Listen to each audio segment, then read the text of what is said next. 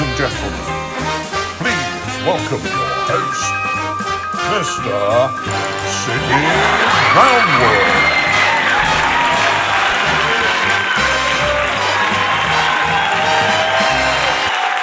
Hello, good evening, and welcome to this, the latest Lardy Oddcast. And as lockdown restrictions ease in the UK, we're hoping that this edition of the Oddcast will mark a very special moment.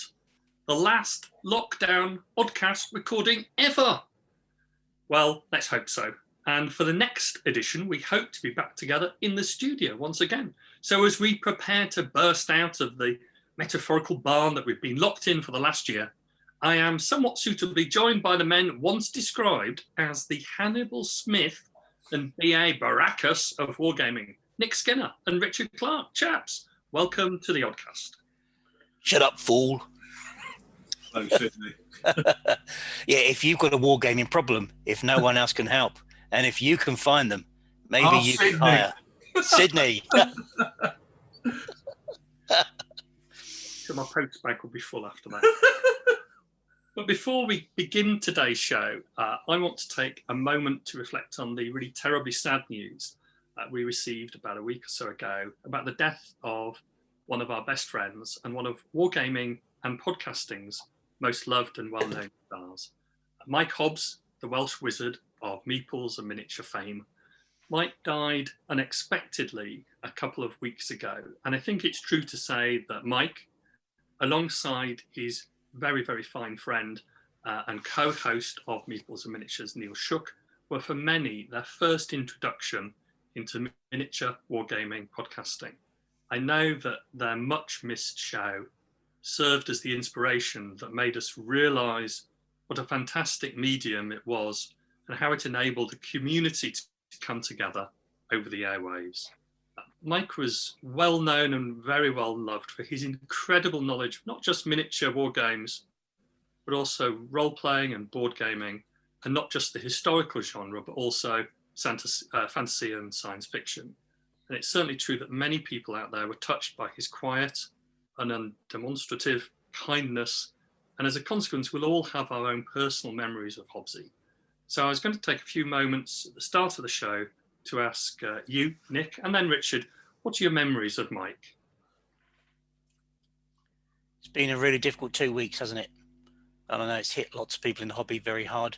The amazing touch that Mike had across that community, Sid, as you said, his generosity of spirit that came through to everybody and has come out since in the little stories that people have told about the way that he influenced and reached out to people and really was the glue for many, many of us. And I've got many memories of Mike. Again, through that we met through our hobbying, through the podcast, through our journeys around the wargaming community. Mike was very unassuming, wasn't he? He was a big personality, but somebody who worked fantastically on the individual level. I remember particularly when Mike came to Lard Island. He came to Lard Island a number of times, playing out rule sets, testing out when we were doing the 1812 supplement that Mike wrote for Sharp Practice. He came when he was testing a set of fantasy variant rules that he'd been designing with Deke and Jim. And he came to Lard Island when we were playing. We had a game with Henry Hyde. So Henry Hyde and Mike had, I think prior to that point, had never really met, or then certainly never gamed together. And so it was lovely to bring them both together for a day at Lard Island. Well, it was a day and an evening at Lard Island. And we played two games, one game in the morning with Henry, and one game in the afternoon, of Sharp Practice. Chain of Command in the morning, Sharp Practice in the afternoon. I have a feeling, Richard, that Mike won both games. Did he win both? He certainly won in the morning. Honours were even. I think Henry Honours were even. Mike won in the morning and Henry in the afternoon. Yeah. But that didn't matter. Although I think Mike was kind of secretly, I think he was quite glad that it was 1-1 and hadn't gone either way. But we recorded a live podcast as well, I think, that afternoon with Mike in the session. And then in the evening, we went out for a lovely meal. And one of the things that you could always guarantee with Mike because he was a chef, was that he would have some really strong opinions and make sure that we ate at some really nice places. And we had a fantastic Italian meal with him, and just the fun and camaraderie we had with Mike. He always made fun of his Welshness. He always made fun of his own, what would you call it? Vertically challenged would be a word. And we just had a really good giggle with him, and I miss him hugely for that. On the individual story, Mike was interested in lots of things that people did, and he would really connect to people and show interest in what you were doing, which is a really attractive thing. And one of the things he did for me when we were working on Bag the Hun 2, and it must have been after Bag the Hun 2 actually, but Mike had a collection of RAF training books, training manuals that he had from his family. And he said to me, look, Nick, I'd like you to have a look at these, borrow these. I think you find them really interesting. So I said, yeah, sure, Mike, bring him along. And we were meeting at Big in Bristol for an event. So he brought all these valuable heirloom books along there, really precious notebooks from his family that these guys had made. And he gave them to me. And at the end of the day, I went home from Big and I left the bloody things there. And I was, what would be the word? I was really concerned because, this guy had trusted me with his heirloom, and like a buffoon, I'd left it behind somewhere. And reaching out to Mike at that moment when I felt really exposed and fragile and saying, look, Mike, I'm really sorry. I think I've lost your precious books. He would have been absolutely right in calling me a buffoon and an oaf, but actually the generosity and kindness and that he showed to me in that moment was fantastic. And I'll never forget his response and the way that he made me feel like I was okay and it wasn't a problem and don't worry about it. And we did get them back, and I was able to return them to him at OML later in that year. But it's just one of many things from Mike, and I've been touched hugely by the number of individual stories that have come out over the last 2 weeks. Things that we never knew that Mike had done to connect people together. Rich, I know you've got things too. Yeah, oh, absolutely. And I think that's the thing. You've just really hit the nail on the head. We never knew. We never knew that he was reaching out and making contact with so many people who all had issues at that particular moment in time. And he was like that little angel that popped up on your shoulder and said the right words that made it all right. I mean, Hobbsy knew, and I guess many people who listen to this podcast know that when I publish a set of rules, I'm a bit of a perfectionist, and I expect and attempt to make things as good as I humanly can. But I know that there's always going to be an error somewhere in anything you publish. And that, for me, it really throws me into the pits of depression, to be honest with you. Often when I publish a new set of rules, I kind of have to shut myself away for a couple of weeks because I literally can't bear seeing people saying you put a comma instead of a full stop on page 57. It's a fault of mine, but Hobbsy knew it, and very kindly when we published Infamy, he sent me a bottle of champagne saying, well done on a brilliant release. It's absolutely great. And I texted him and thanked him for it. And it just made me laugh. He said, keep it away from Nick. He won't appreciate it. And Sid will just try and bathe in it. And it was just his way. It was a light touch, but it was his way of saying, that's for you.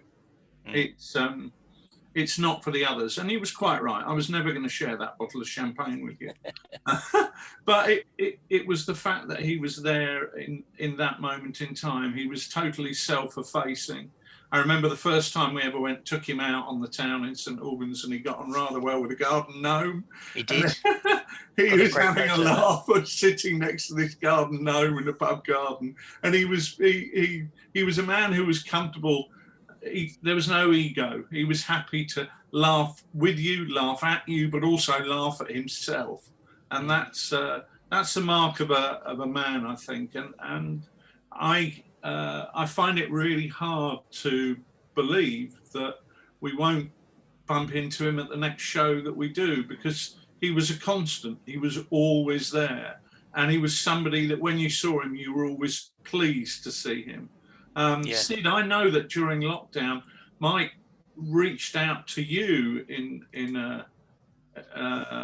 in a way commensurate with the whole lockdown situation. Do you want to tell us a bit about that? Because I thought that was demonstrative of how caring the guy was. Very much so, yeah. So Mike got in touch with me probably about 6 months ago now. Like everyone, lockdown's been up and down, but as somebody who has an underlying health condition, Mike knew that I'd not really been out of the house for months on end, certainly in the first lockdown in the UK. And Mike invited me over to a paint and chat session on Saturday, and I was really pleased to do that, because although I'd been chatting with the people at the War Games Club, particularly Nick and Richard, I hadn't really seen many people who were other than in the St Albans War Games Club. He invited me over to the paint and chat session, and it was such a kind, generous and warm thing to do. I was deeply, deeply touched by that. Mike had always connected people together, but I'd never really felt that I was on the end of the connection. So I really felt very humbled by the fact he'd invited me onto that. And it was a fantastic, and is a fantastic community of many people who'll be listening to this, and also, people who are perhaps new to Lard. And Mike had invited them all on and made everyone feel welcome, but not in a way that he was the compare, that he was kind of one of the glues that held it all together, together with another couple of, very, very strong people like Neil Shook and also Steve Bond. And there's many, many of them, Ralph and Matt and Sean and Per. But Mike was right at the heart of that. And Dave Hickman said something which really resonated after Mike had died, saying, well, Mike was the best of us. And I think he certainly was, because he demonstrated all of the very best qualities we wanted. He was funny, but he was quiet. He was unassuming. He was also completely daft as well. I mean, the stories of the Kickstarters that he'd ordered and the amount that he'd bought at Firestorm Games, it all kept us in stitches. And every Saturday, Mandy, his wife, used to bring a cup of tea and a bun, and Mike, being a chef, would comment on the quality of the bun. And it was just all very Mike. And it was just a really warm, generous way of connecting people together. We first met him back in 2009 in Gripping Beast, when we did a show there when we took over our first World War terrain. And the very first time I met Mike, he gave me something. And actually, every time I met him, he gave me an awful lot. It wasn't necessarily figures, rarely figures, but it was always kindness and humanity. So he will be very, very, very greatly missed by everyone, and certainly by me and anyone who knew him, to be honest. Yeah. And a man who spanned all disciplines of wargaming: historical gaming, role-play gaming, Kriegspiel even. He played in that what turned out to be the last event we did in Southampton. He would touch he spanned the whole hobby, and very few managed to do that. He introduced you to Discord, I think, didn't he? So He did. I have a text. So many things. Tell us about that. Yeah, he said, so he just said, we were talking about how we might do things online, and Mike said in his kind of style, what you should do, Nick, is this. And he was absolutely, he just pointed me really gently towards Discord. And then, funnily enough, so we went onto Discord and I set the first game up, and I said to Mike, and he helped me do the hierarchy and get everything set up. And then we arranged the game, and he said, he said, I don't know, we'll let other guys play. He was doing something else. So he didn't actually play, but he absolutely was fundamental in making it happen. And our move to Discord was, well, look at Virtual Lard, which is run on Discord now. And I think, so you can kind of tie that back directly to some influence that Mike had in the way that we do things. Yeah, and I have to add, with Sid having spoken about the paint and chat sessions that Hobbsy arranged, we've now got a TooFatLardies paint and chat channel that's open 24/7 on Discord.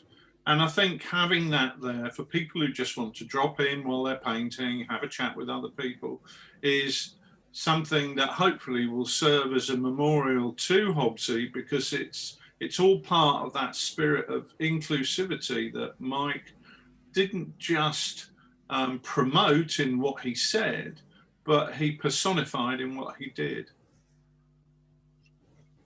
Well, those are great memories, and I certainly echo the fact that it seems just unbelievable that we won't be enjoying Mike's company at one of the many Lard events in future.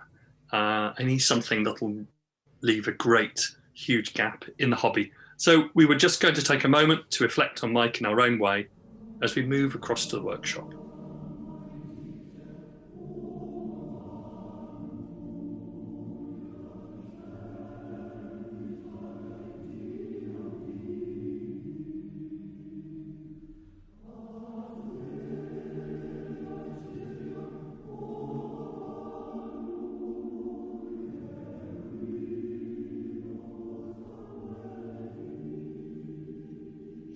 So here we are in the workshop, and while the mess is still in hologramic form, perhaps for the last time, it's busy and it's still quite clearly a mess. Somebody's just at the door. Hang on a second, I think that's the baking arriving. Hang on, baker's here. Hello, Monsieur Sydney. The croissants are here. I'm sorry, I'm so late this morning. I got stuck at border control. We have 15 rolls de sausage for you. A croissant.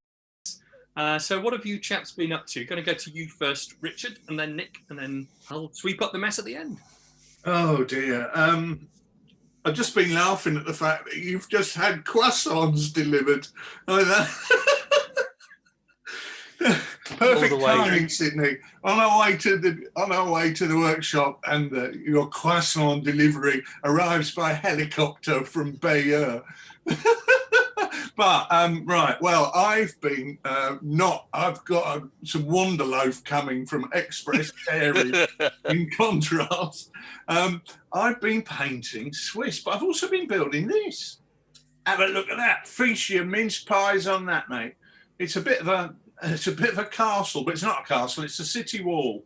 And I've been having real fun with it. It's if you think of the illuminated documents from the late medieval period, it's as though the artists have just started to realise there's something called perspective, but they're not quite getting it right, and it's all a bit wonky. And so I decided to do this piece as a backdrop. So one of the briefing objectives was that it would only be 6 inches deep. It's always 6 inches. And so it would sit on the edge of the table. And so I've done it 6 inches by 18 inches, and it really gives you the city gate and a couple of sections of wall alongside that.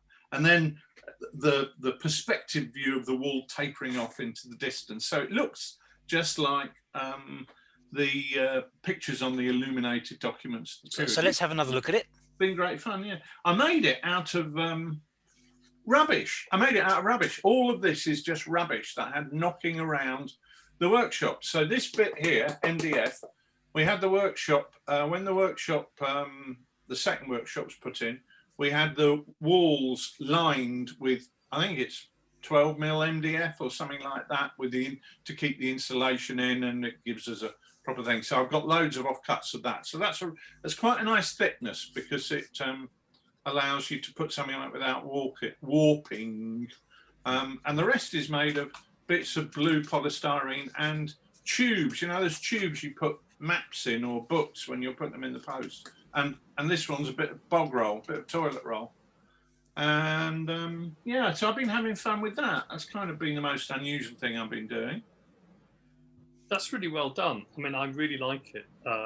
We talked about this last year. I've got it in my notebooks here, that we talked about trying to build something at the corner of a table, yeah, which suggests a town nearby.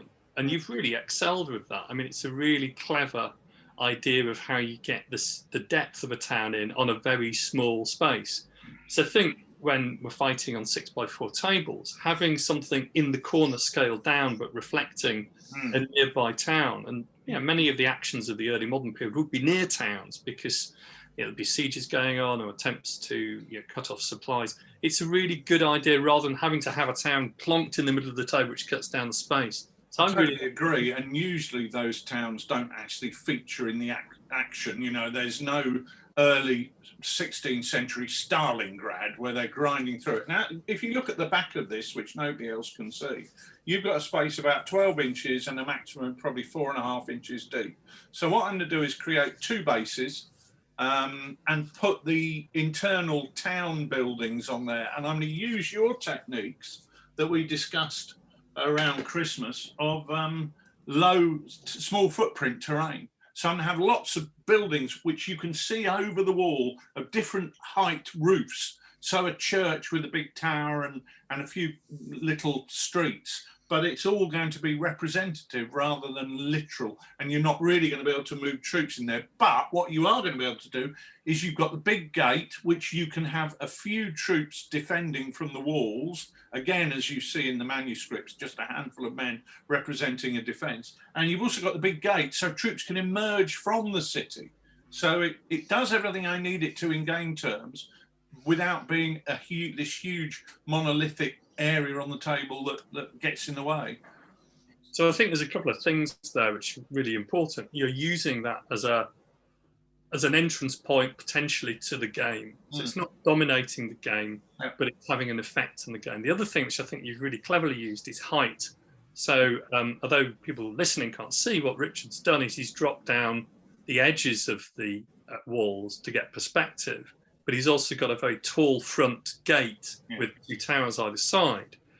So that allows you to have that element of scale on the tabletop and height as opposed to breadth. So you're compressing the area in which is taken by the town, but in such a way that you don't dominate the space. But you still do get some really beautiful modelling opportunities there. And actually sticking buildings within the town, behind the walls, is again really clever, because you see in pictures of the period lots of artists depicting towns as being walls and then buildings behind. And the other thing which I think is quite interesting for that period, or anything before, say, 1550s, because you don't have the Tres Italienne Vauban style fortifications, which are flat and broad, because they extend the covered way and the fire zone which is available from the walls. You just have straight walls down. You're able to do that in a very small space. If you're trying to do that, I think, with the sort of Tres Italienne or Vauban fortifications or anything after 1550, gets far more difficult because you've got those concentric rings of fortifications, but you can really do it for ancient medievals and that sort of Italian walls. So well done, Sam. That looks really good. Yeah, it's fun. I've been painting a load of Swiss as well. I've nearly finished my Swiss. I should have them finished.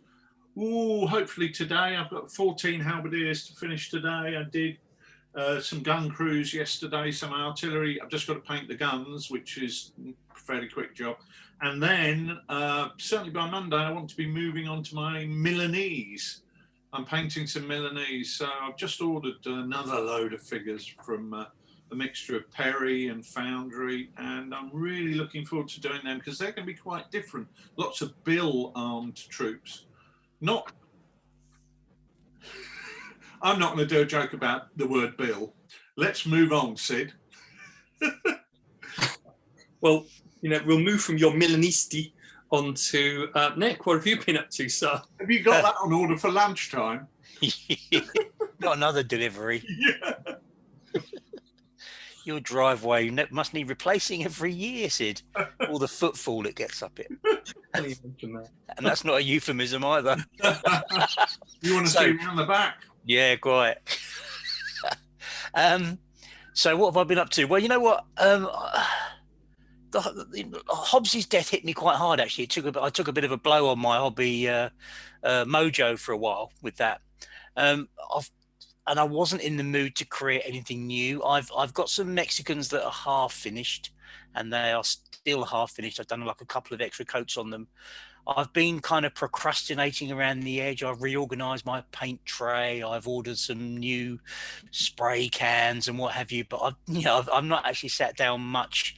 When I stare at my painting, I kind of haven't had that energy for it. But what I have had energy for, because they've been easy to do, is to work on some 3D printed terrain that I'm going to recommend as the best bit on the bench. In fact, when this stuff arrived, I was absolutely gobsmacked at how good quality it was. So these are some 28mm Dutch buildings from Patrick Miniatures. So Patrick Miniatures are in Germany. So I think it's patrickminiatures.de, I think is the web address, and a lovely range of 3D printed, I don't know what it's made of, I don't know, 3D printed terrain anyway, which is really quite lovely. And of course comes, the whole house comes as one. You don't need to put it together. It's there ready to go, and just paint it. And so all that's required to do is to give it an undercoat, and then just paint the building. So I spent some time working on buildings last weekend. I think I got 6 or 7 of these, and I did all 6 or 7 in that weekend. So I'm going to show them to you because so you can see. Here's one look. So for instance, these are Dutch sort of town style buildings, Sid. So here's an example of one. So it's got that really tall facade with the pointy roof, quite a thin footprint, but definitely fills a gap in the market, if you like, for quality Dutch buildings. That is real classic urban Dutch, isn't it? Yeah, and then so you look at it, and then there's this one that will go with it. This one is the one with more of the Flemish wavy bit on the front, whatever the archaeological term is for that. And you see, next to each other, they go really nicely. I think it's architectural, mate, not archaeological. Yeah. But did I say archaeological? Well, give it time. Give it time. We're all archaeology in the making. Fantastic. I mean, I remember I used to work at one point for a few months at an office in Amsterdam, and all the houses. It was a bizarre office because it was set kind of in a residential area. It's just on the fringe of the financial part of Amsterdam, and all the buildings around that were just like the ones you're holding in your hands. They're very classically Dutch, and not at all like Flemish or, sort of how do you get in Bruges or Ghent or Antwerp. I mean, did you see a mouse there? The You're supposed to say where, Sid. You say where, and I say there on the stair. No, okay, never mind. However, I'm not surprised to hear he worked in Amsterdam. No, not at all. You still got the light bulbs. So here we go. And there's another one, a kind of a big, like a town. I've done it with a little notice board in the front. I think it's like it could be like a doctor's or something, municipal building of some kind. A public building might be the word. So it could be a town hall, post office. Yeah, but really nice footprint, lovely for chain of command, and to have something that's got that Dutch flavour is great. And on the website, there's other stuff as well. It's really lovely. I'm kind of I love MDF, but this comes ready made. Yeah. You don't even have to worry about it. You just spray it and it's done. And I'm really interested in 3D building. I'm into a bit for 3D printing anyway. Yeah. And they come out lovely. I'm really, really impressed with those. And I'm recommending them as the best bit on the bench because I think they're actually, to have something that's so specialist and easy and fast to put on there. And you know what I don't know what they're, 15 to 20 odd quid each maybe. But that's what you expect to pay. What do you pay for an MDF building? Not much less than that, really. Can I ask you a question, Nick? I saw your photographs of them on Twitter, I think it was, and I was very impressed with the way that you painted them. But one of the things specifically that impressed me was that you appeared to have got a mortar between the bricks. Yeah. Now, a lot of buildings of that sort of early 20th century have a lime mortar, which is quite white in colour. And the way I've always represented that has been to get chalk and rub it over the model and then just wipe it off so it goes in the joints of the bricks. How did you get that effect on yours? Because it really looked good. I'm really, do you know what? I'm really glad you noticed that because it gives me a chance to say something that I should have said. Because they're printed, of course, it's nicely embossed. The brick is there, So there's so what I did was I sprayed them all dark brown, and then I gave them a light grey wash. Right. So the light grey wash then settled into the bricks because, like you, I was thinking, if I want this to look like a Dutch building, it's got to have that light coloured mortar in it because otherwise that's what they've all got. That's what you notice, isn't it? Yeah. So I used a light grey wash over the entire building. And then when that had dried, I dry brushed on the darker brick colour, which I haven't quite got right actually, because I think the brick should be a little bit darker. But the lime, that kind of light mortar effect, was easily done by doing that.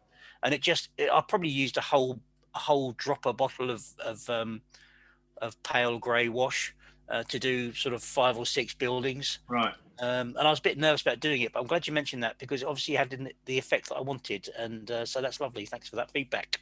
No, it looked really good. No, it certainly looked, but I still don't understand how you achieved the white mortar look. Well, because the light grey wash settles in the...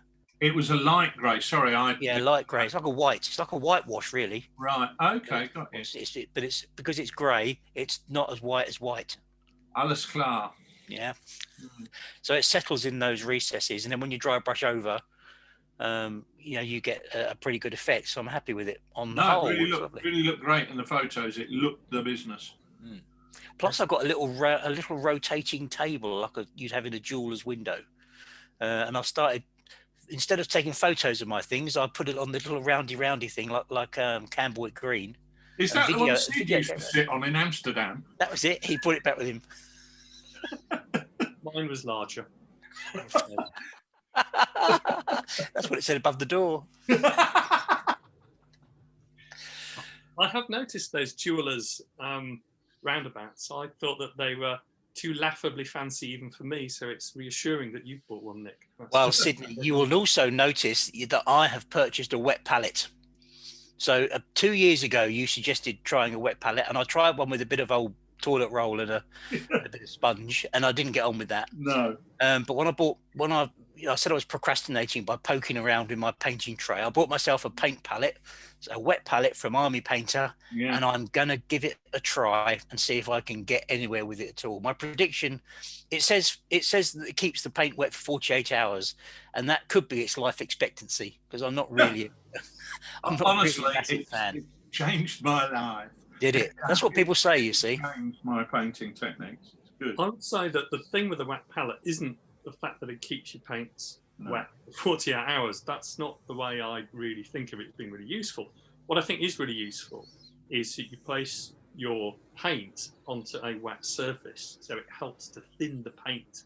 So the difficulty, I think, if you just put the paint onto a ceramic tile, is the paint starts to dry just when you're using it. So you tend to be using paint which is drying. If you place it onto any wet surface and a piece of baking paper or greaseproof paper on a sponge which is damp on both sides, that will keep the paint wet, and therefore it just gives you a better finish to the paint. I think that's the trick to the wet palette, as opposed to having to have a wet palette which allows you to use paint for 48 hours. But it's a preference thing. I mean, it certainly does that if you look after them with one of those Army Painter palettes. But I think, for me, personally speaking, it's a completely personal thing, of course. It helps to keep the paints watered down a little bit, diluted, and therefore more workable. Yeah, and paint lasts. Your paint goes further during a painting session. I mean, I must admit, when I come to mine, and I don't know whether I'm not putting enough water in it or not, but the next day, sometimes the paint's live, sometimes it's not.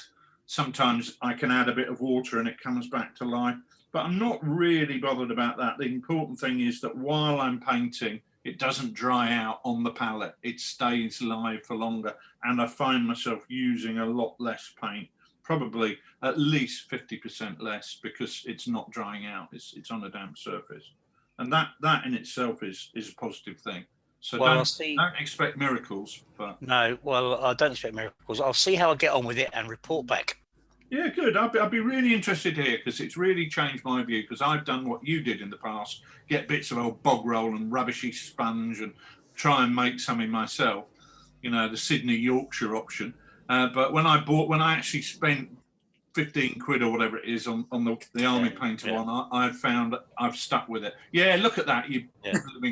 Cheapskate. I'm surprised you're not having an Army Painter one delivered by Francois from Bayeux. He's busy carrying my patisserie.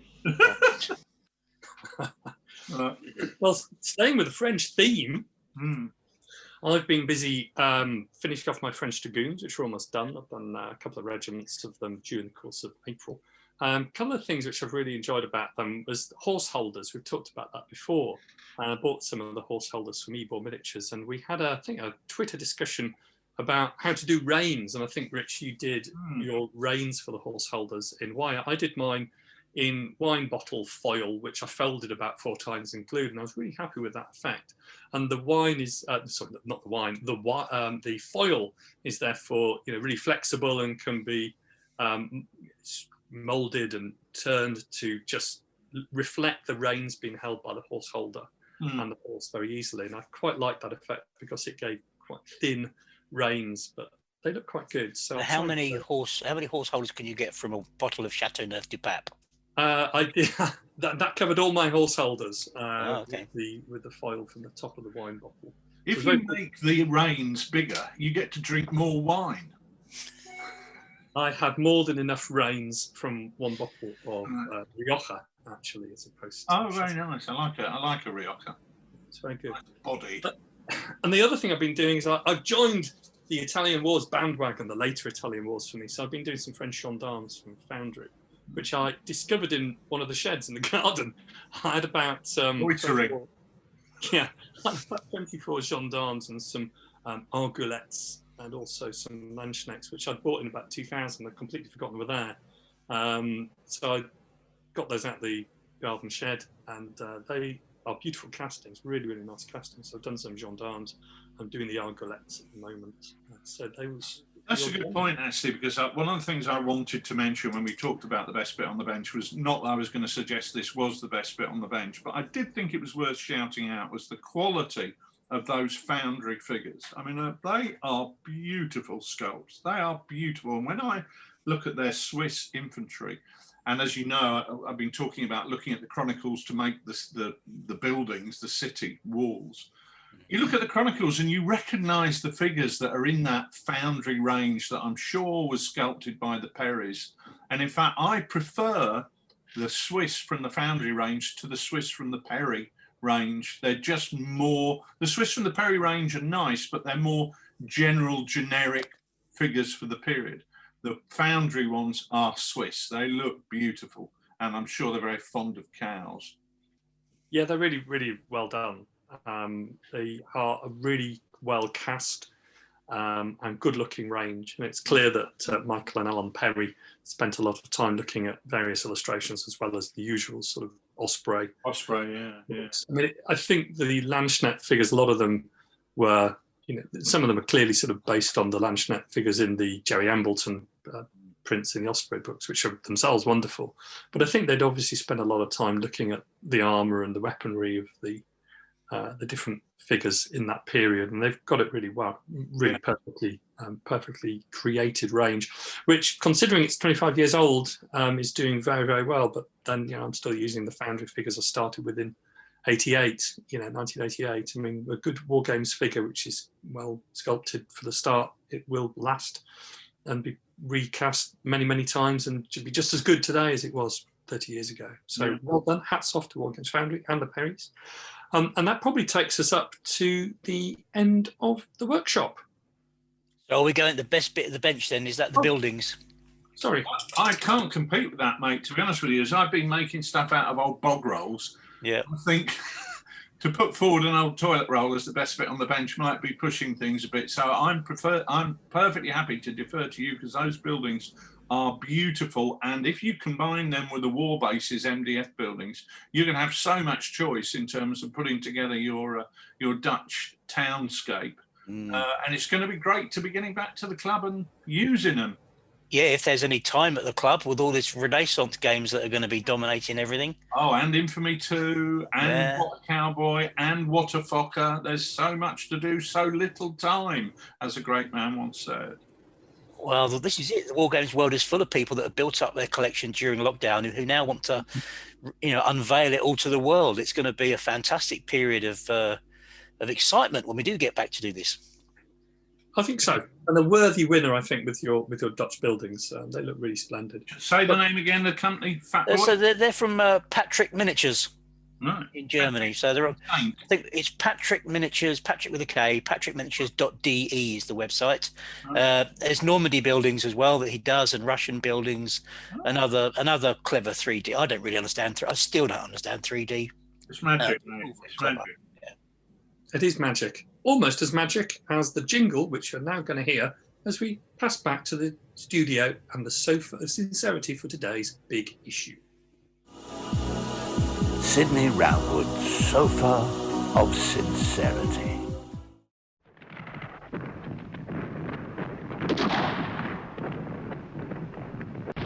I must get through to Sergeant Watson's position. Jenkins, cover me. Sir.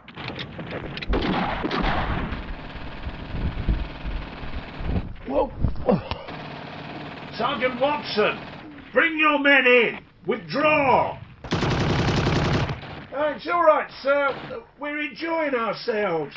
What? Yes, sir. It's these here chain of command rules, sir. We're having great fun. Chain of command? That's right, sir. It's that challenging but fun blend of command and control. It gives me the freedom I want to fight the way I want to. Never had so much fun, sir. And we've cooked you some sausages. Can't be helped, sir. Me and the lads are staying put.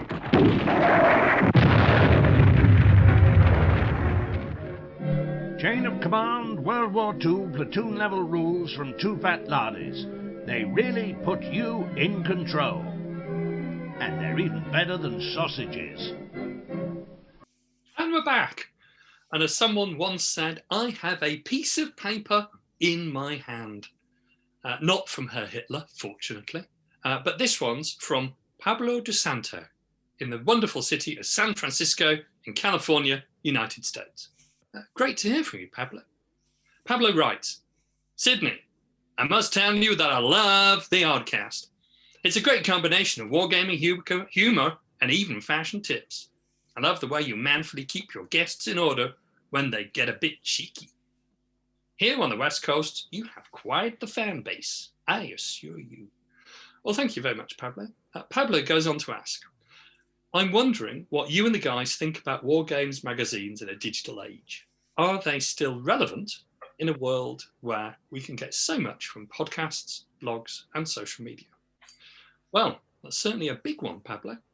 Let me begin by asking, Richard and Nick, do you chaps subscribe to wargaming magazines?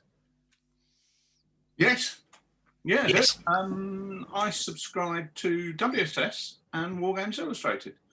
I take the electronic version of both of those because I made a decision a few years ago that Wargames magazines are taking up too much shelf space. I literally had every copy of Miniature Wargames and Wargames Illustrated from the first edition onwards, and they were taking up, it was at least 25 foot of shelf space.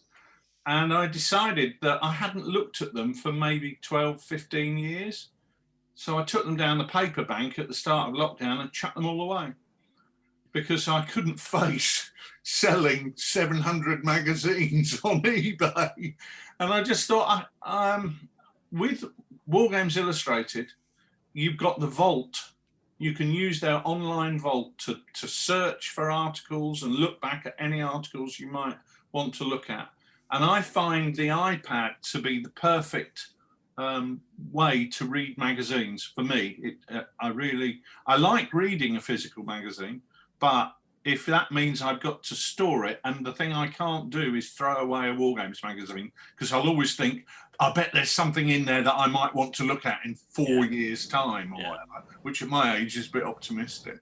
But so I decided with the advent of electronic copies, it was worth subscribing to Wargames Illustrated and having access to the vault, as it's called, and just being able to go back and look up whatever I want to look up. With Wargames Soldiers and Strategy, I download the magazine. It's in PDF format, so I can just store it in Adobe Acrobat and have that on my cloud or document cloud, or have that on the machine that I want to read it on. And again, that's the storage space there is all sort of ethereal in the world of internet and not on my shelf spaces. So that kind of works best. That's worked best for me. But I really enjoy them. I really enjoy being able to look at them, which is a fairly obvious statement. I don't necessarily read the magazines through cover to cover, which I used to do 30, 40 years ago, because 30, 40 years ago, they were the only point of contact with the hobby. There was no internet. You were not having those discussions. And you'd go to the club on a Thursday night or whatever night it was, and people would be talking about what was in the latest magazine. And if you wanted to be in with the in crowd and go where the in crowd goes, you wanted to read those magazines, and lots of new periods were started at the club because of the quality of those articles. So yeah, I do still get 2 of the 3 magazines, paper magazines in the hobby, but not in paper format. Nicholas, what about you, mate? I think you just read mine, don't you? Well, of course, since well, you and I haven't been in round to yours in a year. forever. So I do take my own subscription to WSS magazine. I love it. I get digital and the print copy, and I love picking up War Games Illustrated. I used to enjoy going to the shop to get it. Funnily enough, it was one of those things where if we were out shopping with the missus or something, it's a nice kind of little treat to go off to WH Smith's and try and grab a copy. And I quite like the excitement of knowing, is it this month's one or is it last month's one, or where on the shelf have they hidden it this month, that kind of thing. But so I've never actually subscribed to that, but I think I really ought to. Actually, I'm reflecting that I don't know why I do one and not the other particularly. But those are the only two that I'd take. I take Ancient Warfare magazine as well, Rich. Oh, so do I, and Medieval Warfare. Yeah, which is Caravanserai as well, isn't it? So that's I'd like to absorb the hobby, consume it in its many forms. I love podcasts, listen to just about what I think are probably all the podcasts that are out there. But of course, what they don't give you is the visual content. And the visual content for magazines is really important, obviously.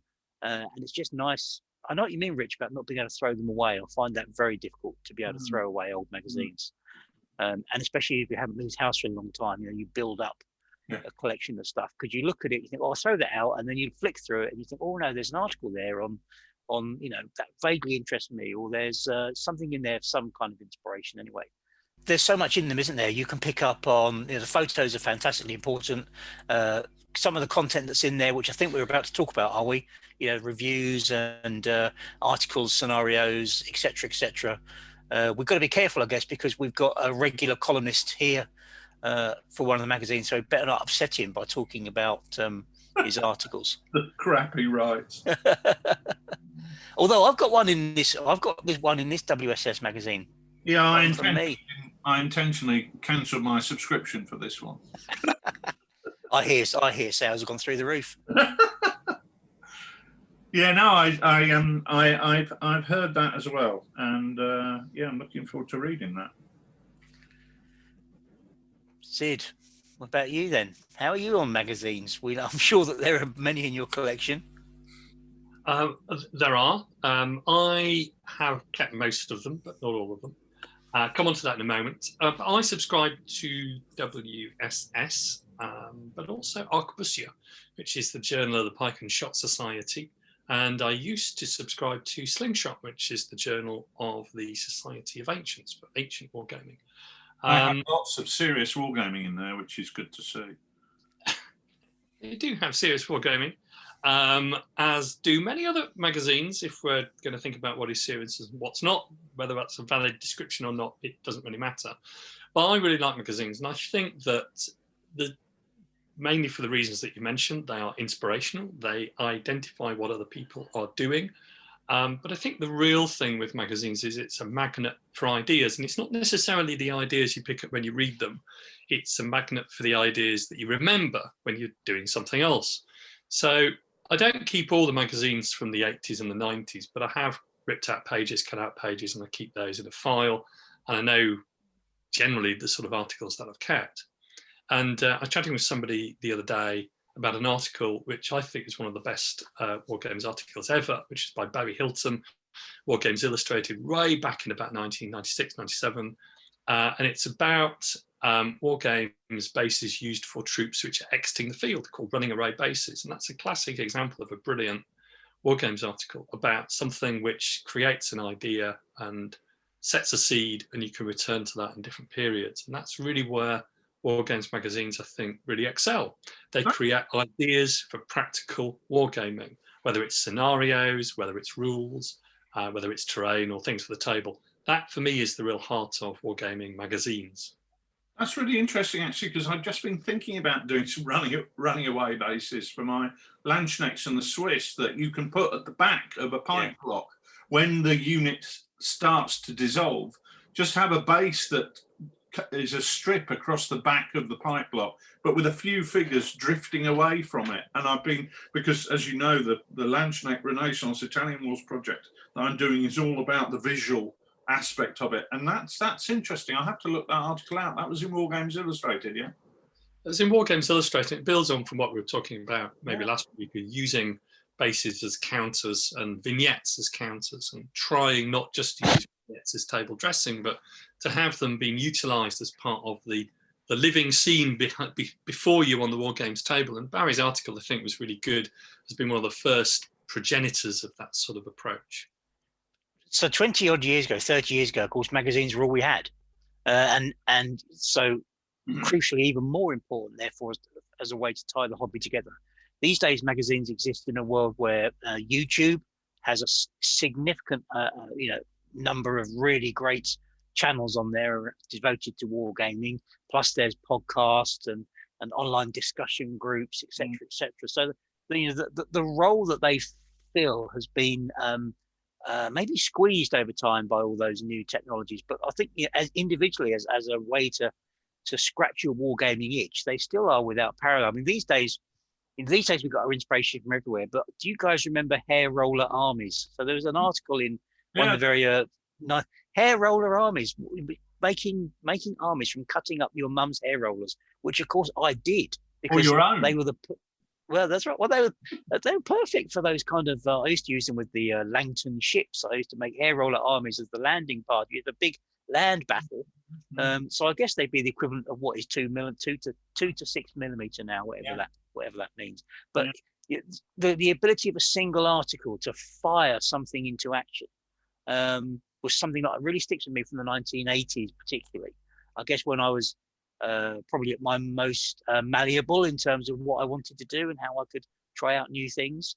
So they are very important things to do, and we should support them. If you don't subscribe to one, you definitely should be. Yeah, but why? What do they do? What do they do better than podcasts and whatever? Sid? Well, I'd say that what they do better is that the real point of contact for the point of content and the point of contact for lots of different people. So if you have a blog, and I've had a blog for years, that's just my view on wargaming, talk about the sort of stuff I do. If you have a YouTube video like Alex at Storm at Steel, good chat, good friend, it's a point of contact for lots of different people who want a moving visual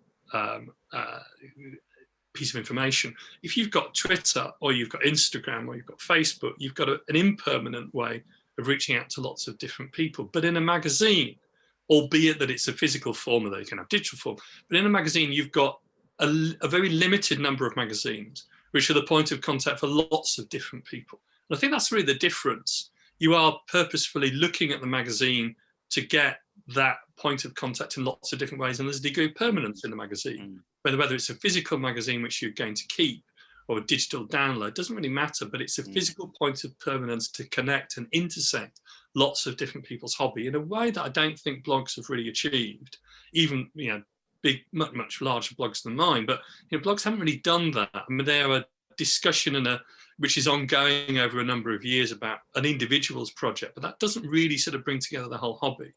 And I think the same is probably true of videos as well. But with a really well appointed magazine, you've got the point of connection for lots of different people. And the fact that we have shared memories of things that either Duncan McFarlane edited in the 1980s, or whether it's Henry with battle games in the 1990s and 2000s, it's a point of contact for lots of different people that we can remember. Andy Callan's Dark Age Infantry Slog, or we can remember the hair roller armies of Arthur Harmon or whoever it was. And it's a point of contact for lots of different people. And I think that's what magazines really do well as.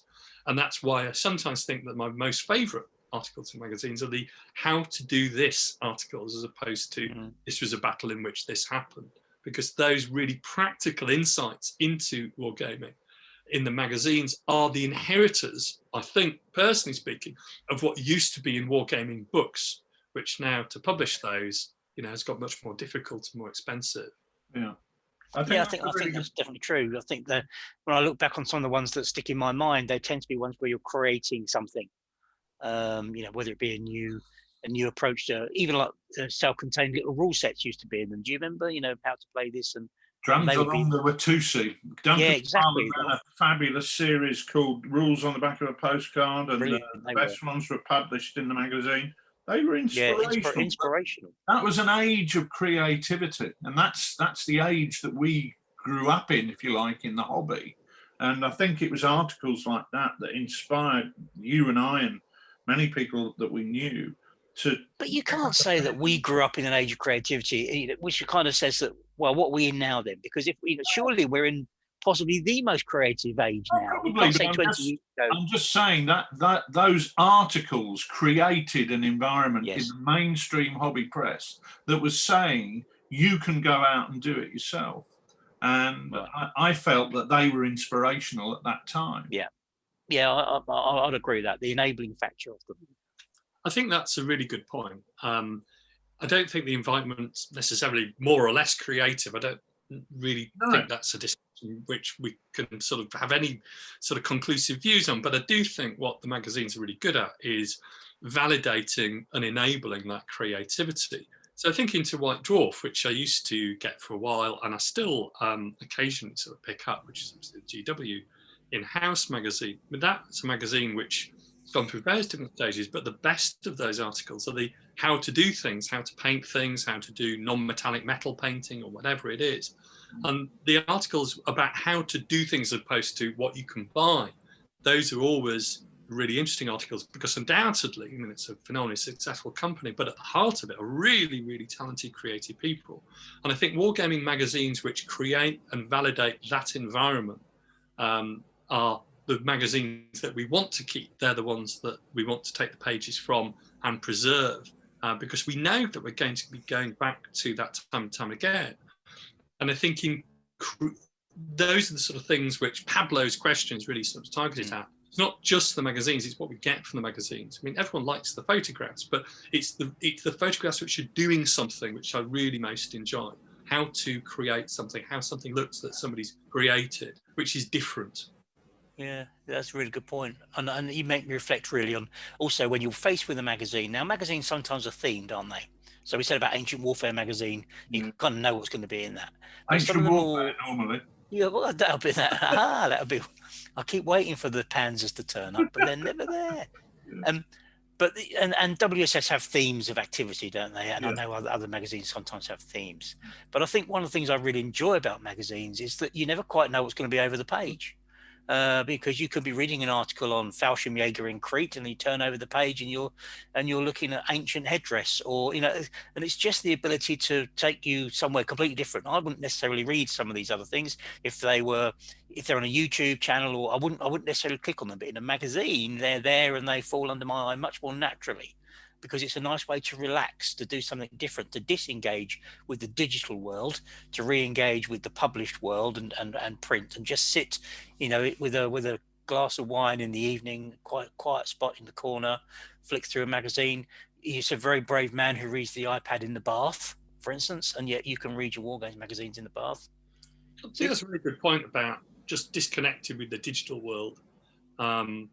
Magazine publishers who have digital subscriptions would be horrified to hear people say this, but I think it is really nice just to get away from the computer and the screen when we spend all day on screens and on Zoom calls for hours and hours and hours every day. And just to do something, obviously pick up a book, but to pick up a magazine, as opposed to have to look at a blog, which is online, or Twitter or Facebook or even YouTube, it's to have a magazine in your hands. There's something which is really enjoyable about that. You can take it easily into the garden, you can take it on holiday, down to the beach. I'm sure we've all done all those sort of things. And it's a way of having that environment which you can look at different articles and you say, turn over the page, don't quite know what's there, but you'll be confident that somebody's curated that in a way that's interesting. And I think that's really the high point of the magazines. One of the things I really want to give a shout out to is the way Wargame Soldiers and Strategy, when they have their review section, specifically when they're covering a themed edition where they're covering a certain period, and they take a look at the ranges of figures that are available, and they have photographs of those figures, and they have a bit of commentary on those figures. That's something you can't really do on a YouTube channel, because you're not getting the same degree of detail. And yes, you could put it on a blog, but it's not going to be as accessible. because you go, oh, I read a great article somewhere about all these figures that are available for the US-Mexican War, but I can't remember where it was. Whereas if you know it was in a magazine, it's a lot more easily accessible. And that's a particularly comprehensive overview of what's available. One of the things that frustrates me about War Games magazines is when the articles in them are actually simply dressed up adverts for products. I think it's important that War Games magazines do things like showing us figures and giving us reviews on the quality of figures and giving us reviews on rule sets. I do understand that when a company has submitted a set of rules to you to review, it is difficult for those magazines to say this is a pile of steaming ordure. You know, they may well simply decide not to run that review of that set of rules, but there are ways of covering rule sets by doing playthroughs, comprehensive playthroughs, so that people can see how the game plays. And I think when that's in writing, it tends to sink in a bit more for me, rather than watching it on YouTube. With a YouTube, I tend to enjoy watching the way the game unfolds. I'm not overly focusing on the rules, but when it's written down in a magazine format, I find that as a good format that I can process that information that's in there.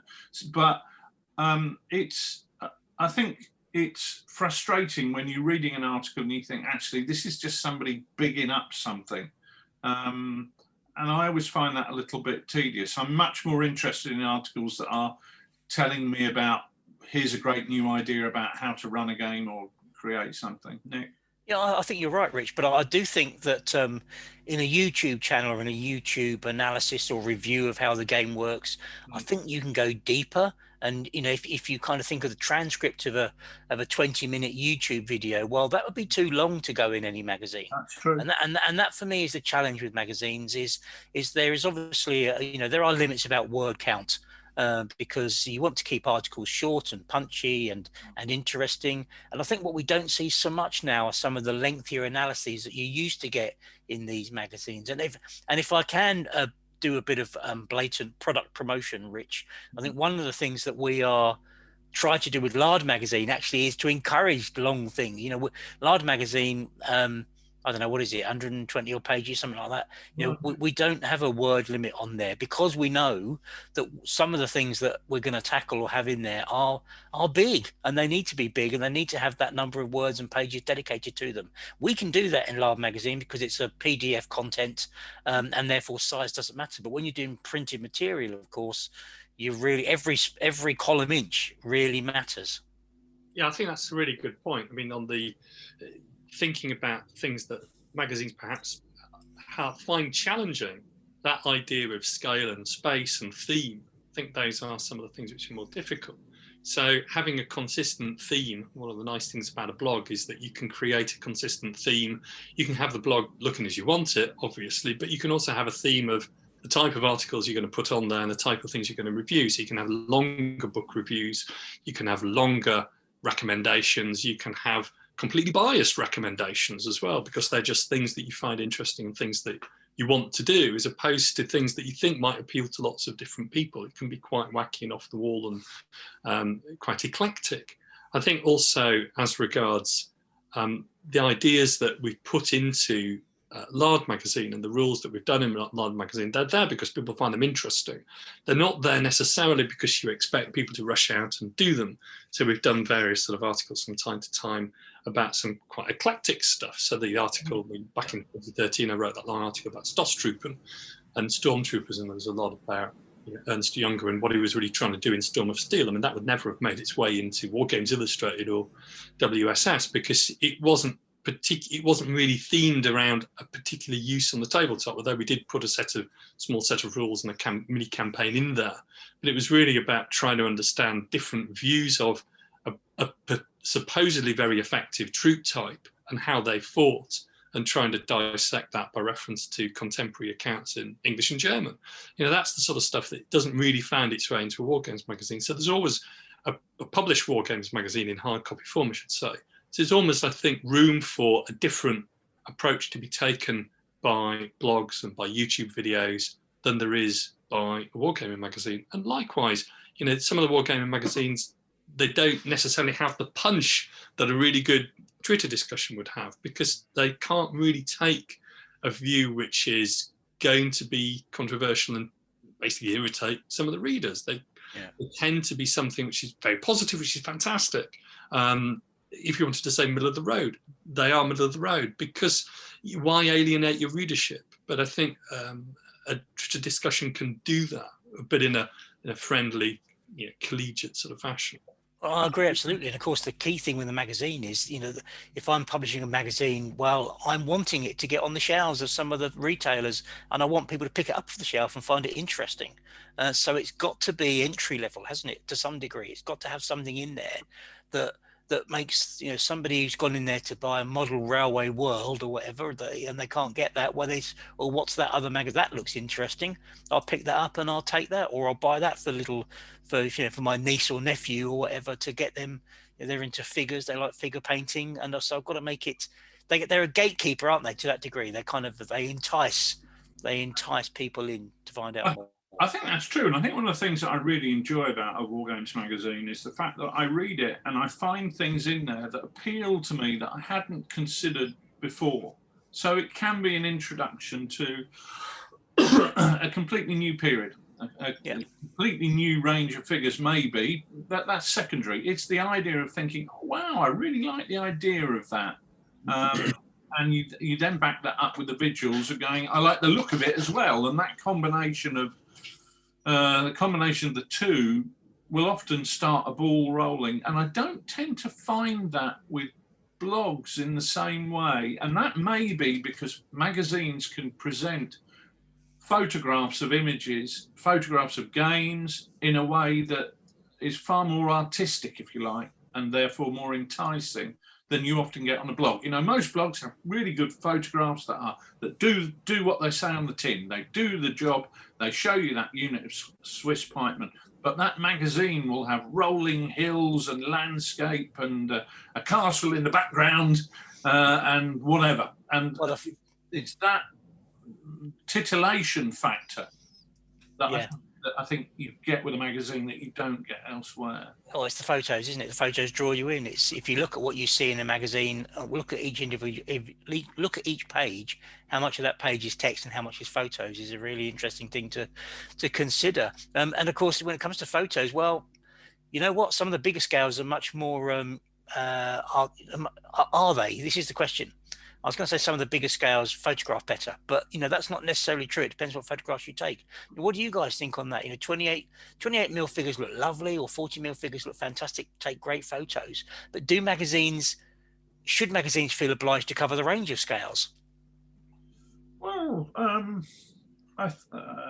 it's supply and demand, isn't it? When you are supplying your customers with a product, you have to work out what they want. And my view generally is that 28 mil is considered to be the more aesthetic scale, and therefore tends to photograph more easily, and therefore tends to get in the magazines.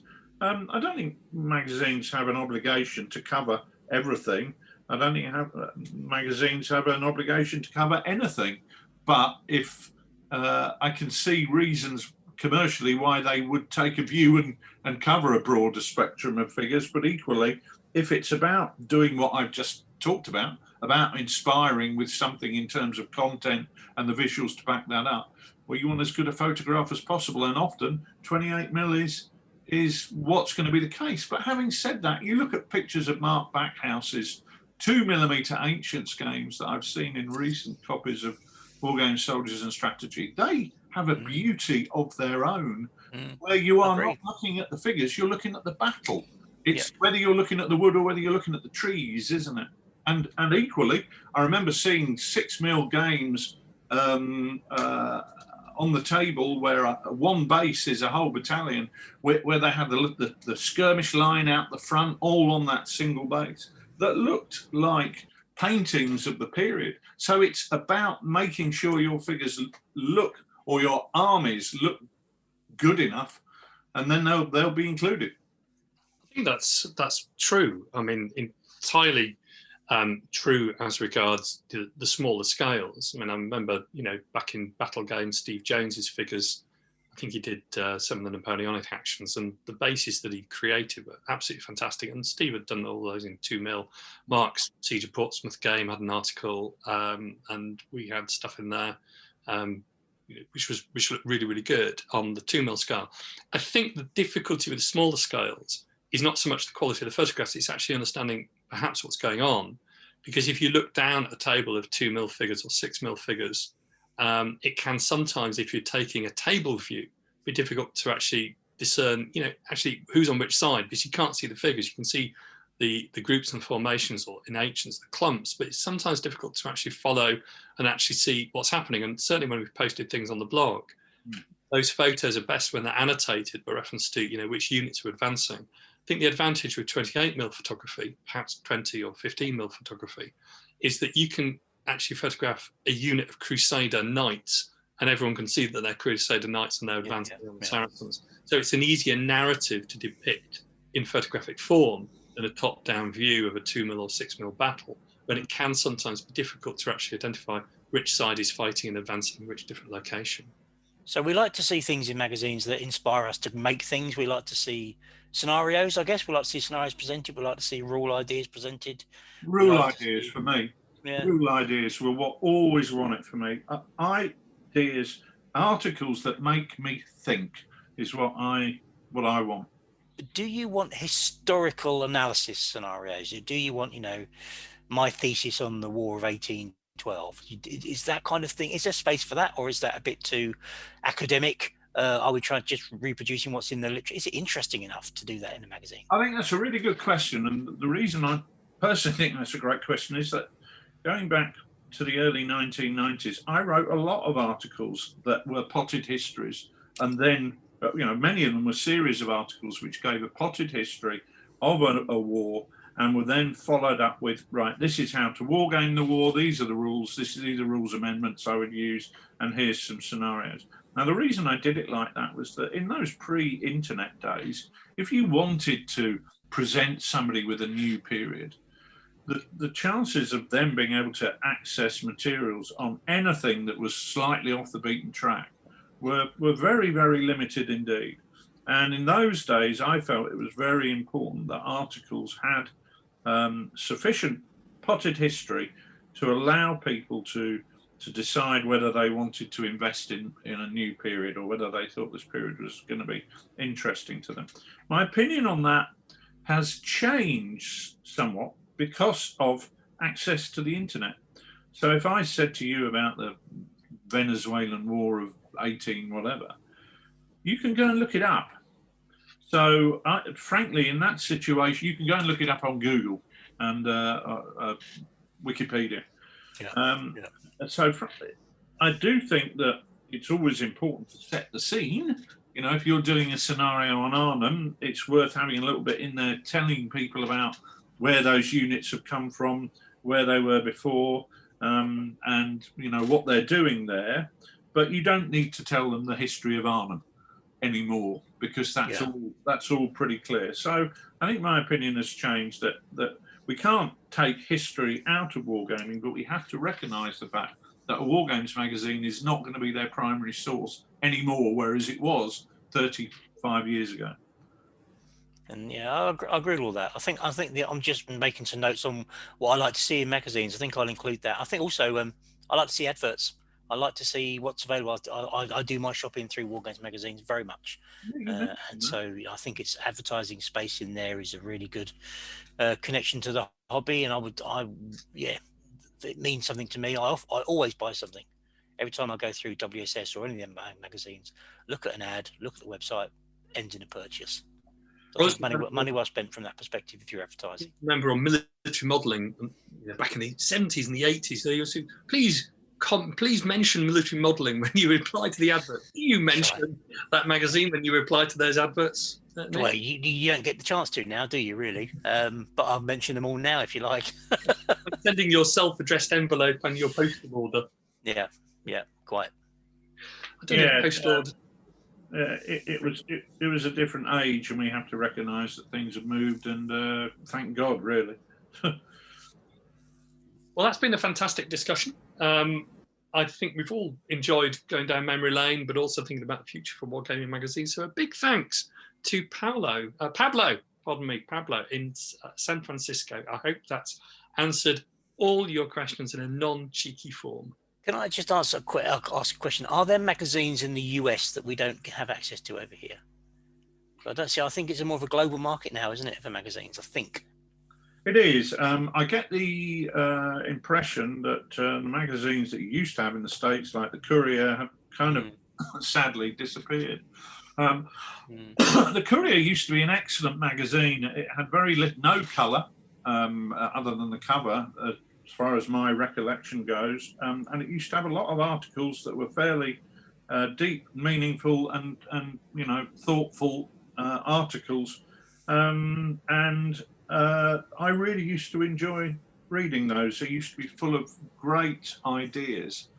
I don't know why they ceased to be. I'm not sure why there is so much of an emphasis on the UK as the home of wargaming magazines, but there it is. It does appear to be the case, and I feel that we have an obligation to try and support those magazines, because if they go, they have a presence in WH Smith's, and as you say, somebody going in there and thinking about what shall I get for my niece or nephew, or maybe a youngster going home from school, popping into the newsagents, can have an opportunity to see those magazines, especially as they're right next door to White Dwarf and other fantasy magazines. And we can only hope that it's an opportunity for those people to pick those magazines up and think, oh, I quite fancy a go at this.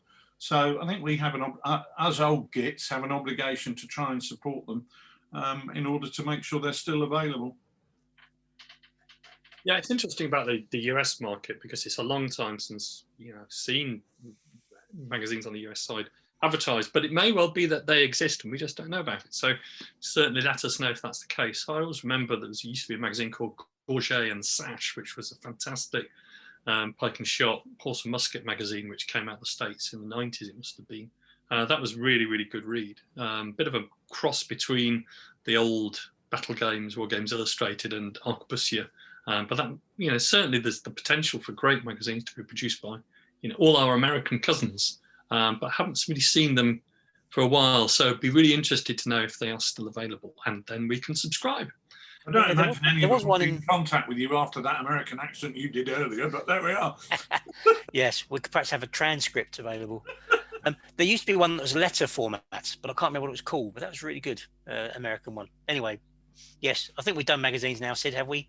We have now done magazines, and that's actually pretty much all we have time for in the show. So we'll probably move on to other news, on any other business section, if you like. And in the next show, we hope to be reintroducing our section when we look at forthcoming events. So we're getting news of both Lardy Games Days and other shows coming back on stream. And if you're running an event or putting on a Lard game at a show or convention, please do let us know where that is and when, and we can give you a shout out on the show. Not only can we give you a shout out on the show, but we can give you a shout out on the award-winning show. Oh, yeah. How about that? Well, tell us all about that, Nick. I was hoping you would tell us all about that, Sid, but I think we're in the silverware, aren't we? We have something for the trophy cabinet. We do. We are in the silverware. So there was an online award ceremony called the Caesars from our good friends at Little Wars TV. And we at the TooFatLardies Oddcast won the award for Best War Games Podcast for 2021. So thank you for everyone who voted for us, and thank you in particular to Greg and Miles and Steve and the other great chaps over at Little War TV. We are very, very humbled and also very, very grateful for that award. It's incredibly kind of them. So thank you very much for that, and for your sponsors very generously supporting the show. So that was the last thing on my list today. So for now, there's nothing more to do than to thank my guests for their presence. Thank you, Rich, and thank you, Nick. and also to thank everyone for listening, and to thank Roger and the band for playing us out. So take it away, Roger.